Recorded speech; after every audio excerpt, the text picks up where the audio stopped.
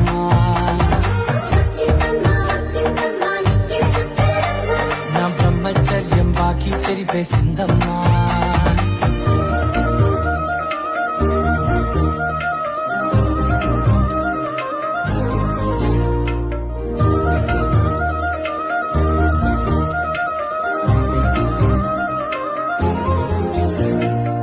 ఏకాంతాలన్నీ ఏకాంతం లేక ఏకరువే పెట్టాయే ఏకంగా.